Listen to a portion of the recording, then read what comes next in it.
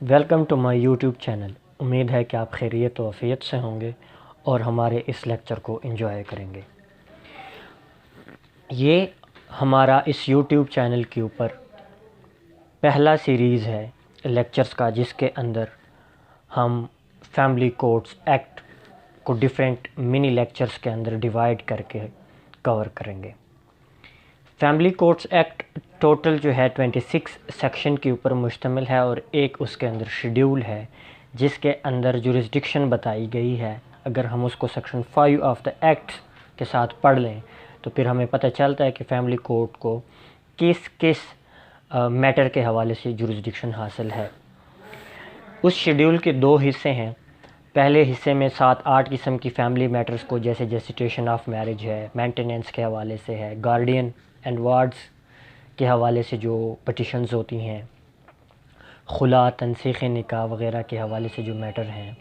وہ ہو سکتے ہیں۔ اور جو پارٹ 2 ہے شیڈیول کا، اس میں magisterial power of the family courts یا دا جج آف دا فیملی کورٹس بتائی گئی ہیں کہ کن کن معاملات کے دوران فیملی کورٹس میں آپ جا کے ایک کرمنل پٹیشن یا ایک کرمنل لیٹیگیشن جو ہے وہ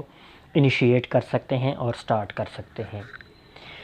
اس سیریز کے اندر ہم 8 ٹوٹل منی لیکچرز، چونکہ ایک لمبا لیکچر جو ہوتا ہے، اگر کسی کو کنسرنڈ کوئی پروویژن کے اوپر لیکچر چاہیے ہو تو اس کو اپنے کنسرنڈ پروویژنز کے اوپر لیکچر ملے، اپنے کنسرنڈ ٹاپک کے اوپر اس کو لیکچر ملے۔ اس لیے ہم نے فیصلہ کیا ہے کہ ہم اس کو منی سیریز کے اندر یا منی لیکچرز کے اندر جو ہے وہ کور کریں گے۔ پہلا جو ہمارا لیکچر ہوگا وہ ہوگا انٹروڈکشن، جس میں ہم سکوپ جو ہے اس ایکٹ کا کور کریں گے اور ساتھ میں اس ایکٹ کا انٹروڈکشن کور کریں گے۔ دوسرے لیکچر کے اندر ہم establishment of courts and qualification of ججز، جس میں سیکشن 3، 4 اور 6 کو ہم کور کریں گے۔ تیسرے لیکچر کے اندر ہم institution of suit and proceedings till the conclusion of trial, یعنی جب سے ایک آپ دعویٰ دائر کرتے ہیں یا ایک پٹیشن دائر کرتے ہیں اور وہ انسٹیٹیوٹ ہونے کے بعد ٹرائل کی کمپلیٹ ہونے تک، یعنی ڈگری آنے تک، جتنے بھی انسٹیٹیوشن سے لے کر ڈگری تک تمام جو مراحل ہوں گے ٹرائل کے، وہ ہم کور کریں گے، جس میں ہم سیکشن 7، 8، 9، 10 اینڈ 11 کو کور کریں گے۔ فورتھ جو ہمارا ٹاپک ہوگا، فورتھ جو ہمارا لیکچر ہوگا وہ ہوگا power and jurisdiction of family courts, جس میں ہم سیکشن 13، 15 اور 16 کو کور کریں گے۔ پانچواں ہمارا جو ٹاپک ہوگا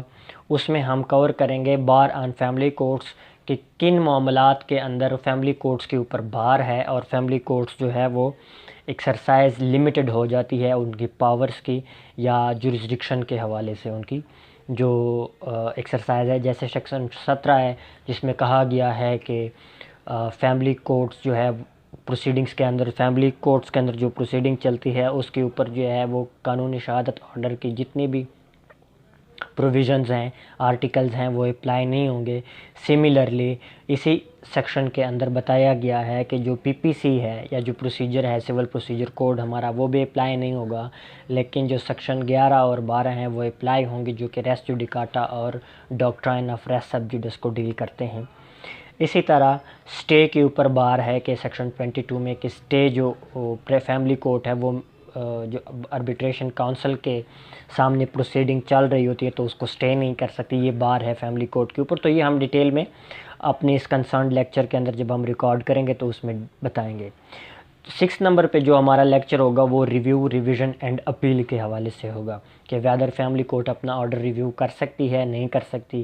ریویژن ہے، پھر اپیل ہے۔ اپیل آپ کب کر سکتے ہیں، کب نہیں کر سکتے، کیا ایک انٹرم آرڈر کے خلاف اپیل ہو سکتی ہے، نہیں ہو سکتی ہے۔ اس کویسچن کو ہم جو ہے اپنے لیکچر نمبر 6 کے اندر ڈیل کریں گے۔ نمبر 7 میں ہم پڑھیں گے میجسٹیریل پاورز آف جج آف فیملی کورٹ، کہ جو جج ہے فیملی کورٹ کا یا فیملی کورٹ ہے، پریزائڈنگ آفیسر جو بھی ہوگا، اس کے پاس کیا میجسٹیریل پاور ہے یا نہیں ہے، اگر ہے تو پھر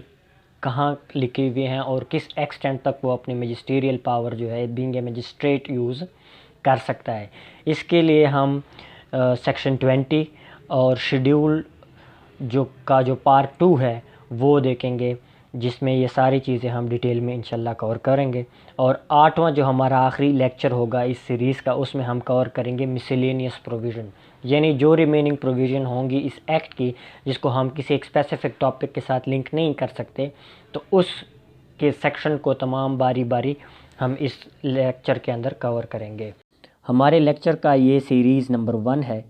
جس میں کہ ہم فیملی کوڈس ایکٹ 1964 کو ٹاپک وائز مختلف منی ویڈیو لیکچرز کے اندر کور کریں گے. اور اس سلسلے میں اس سیریز کا جو پہلا لیکچر ہے اس میں ہم فیملی کوڈس ایکٹ 1964 کی انٹروڈکشن اور سکوپ کو کور کریں گے. تو آئے شروع کرتے ہیں انٹروڈکشن سے. اس ایکٹ کا جو نام ہے وہ ہے West Pakistan Family Codes Act 1964. اس کو ویسٹ پاکستان کیوں کہا جاتا ہے؟